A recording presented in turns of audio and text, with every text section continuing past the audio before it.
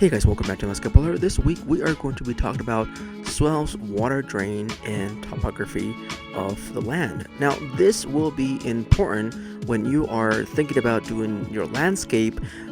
This being a new house, you're moving to a new area in the mountains.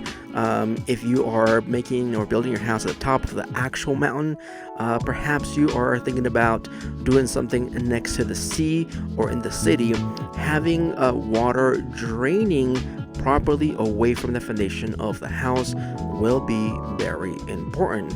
And of course, we definitely have to think that in one way or another, we are going to have water either from rain or snow that it's gonna be in the area, and we definitely want to make sure that the water is traveling away from that foundation.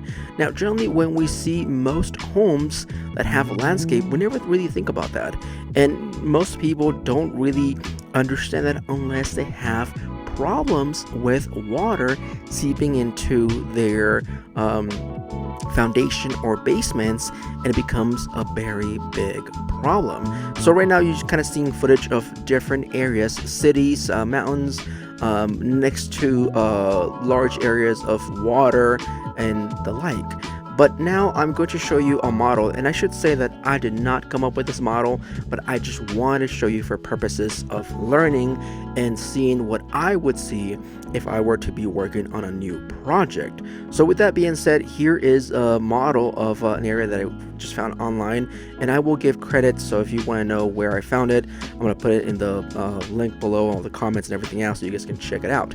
But this is a model of a house. I would say that this is a pretty nice model of an area that will be next to a large area of water, and the architecture itself, the design of the house is really nice, and you would think, wow, this is great, let's move in just like that.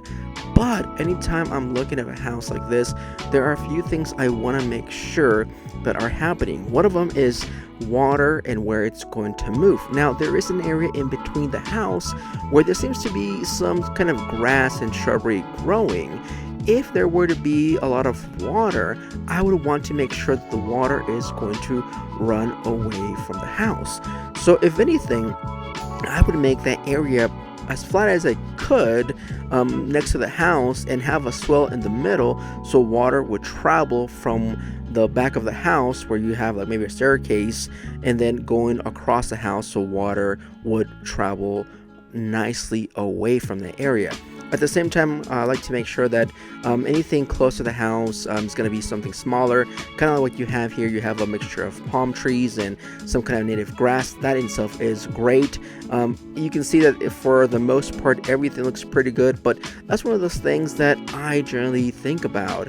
Having water staying really close to the foundation or in the foundation itself, where it can cause problems. And it will depend where you live, the part of the country, and how much rain or snow you are going to get. So there's an area over here as well next to the staircase that you pretty much have water going to the corner of the house. I would obviously try to avoid that and somehow raise it up, make sure that there's a way for water to run away from the house. In this type of thing, I mentioned in the past that I like to put some rock next to the foundation and make sure that the grade is well so water moves away from the house. Now, if you don't want to add a lot of stuff to it, that in itself is fine, but you definitely want to make sure that the final grade, or the grade at the very end of the house or next to the house, has water moving away from it. Now, this here is next to a big body of water, and next we are going to be seeing a different area. And again, this is just for purposes of learning as to what I would see and what you yourself would want to kind of focus when you are say looking for an area or a new house to build. Now, I should say one more time that I did not come up with any of these models.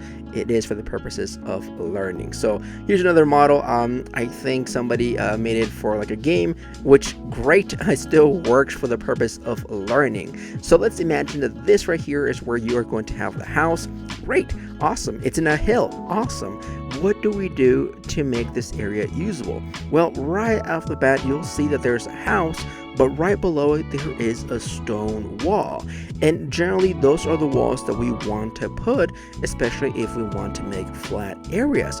but at the same time we want to make sure that water is running positively away from this, in this case, this house or this structure, so we don't have any problems. Now, regardless of where we think this may be, in Middle Earth or somewhere else in a, in a land that we came up with, or if this is an actual place that we want to actually build, we want to make sure that we are doing things properly for the house in itself.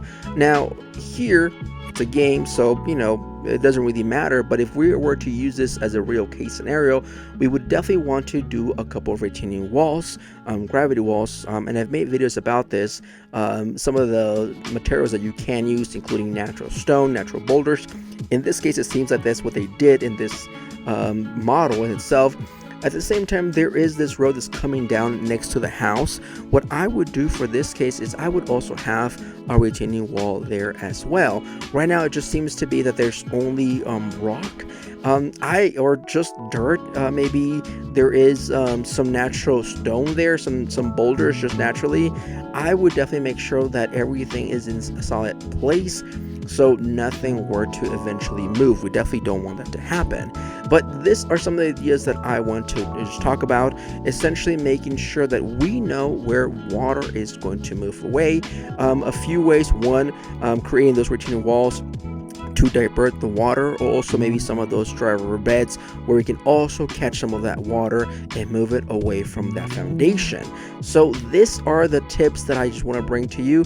Again, I didn't make any of these designs or any of these models, but I think they are definitely useful for the idea of knowing that when you are looking for a house, or even if you are buying a home that's already been there for a while, sometimes those issues can still appear if the landscape has not been done properly. Well, not the landscape in itself, but the grading of the house. So there is my points for this video. Please let me know what you guys think in the comments. Let me know if you guys have any of these issues in the past. Again, this is just for purposes of education. That is it for this video. I hope you guys enjoyed it. If you guys have any questions, let me know in the comments, and don't forget to do all that YouTube stuff that everybody asks you, subscribe and all that good stuff. But anyways, guys, thank you very much, and I will talk to you guys later. Have a good one, guys. Take care. Bye-bye.